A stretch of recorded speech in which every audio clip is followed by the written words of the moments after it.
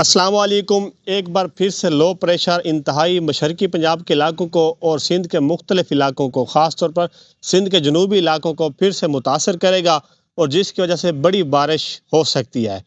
السلام علیکم ناظرین، میں آپ کے ساتھ مجاہد عباس شاری فرام لیا۔ آج ہم بات کریں گے 1 ستمبر ہے، اگلے 10 دنوں کے دوران موسم کیسا رہے گا۔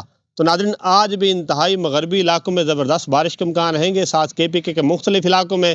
اور بات کی جائے انتہائی شمالی پنجاب کے علاقوں کی، لاہور کے علاقوں کی، تو ان میں بھی زبردست بارش کا امکان رہیں گے ناظرین۔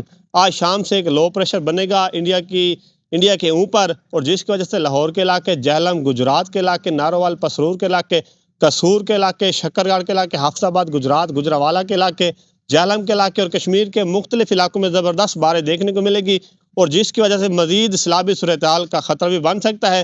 تو ناظرین، اپنا 1 ستمبر، 2 ستمبر، 3 ستمبر کے دوران ان علاقوں میں زبردست بارش دیکھنے کو ملے گی۔ باقی پنجاب کے مختلف علاقوں میں بکھری بارش کے امکان رہیں گے۔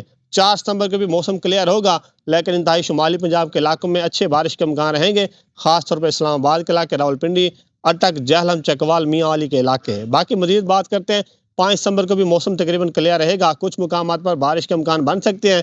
6 ستمبر کو پھر سے ایک چھوٹا سا سپیل آ رہا ہے جو کہ پنجاب کے مختلف علاقوں میں بارش برسائے گا۔ 7 ستمبر 8 اور 9-10 کے درمیان بھی زبردست بارش ہوگی۔ سندھ کے علاقوں کی بات کرتے ہیں تو 6 ستمبر سے لے کر 8 یا 9 ستمبر کے دوران ایک لو پریشر بنے گا، اور جس کی وجہ سے انتہائی جنوبی سندھ کے مختلف علاقوں میں ایک بار پھر سے زبردست بارش ہوگی، جن میں خاص طور پر سندھ کے علاقے، ٹھٹھہ بادین کے علاقے، حیدرآباد کے علاقے، عمرکوٹ، اسلام کوٹ کے علاقے شامل ہیں۔ ان علاقوں میں طوفانی بارش کے امکان رہیں گے۔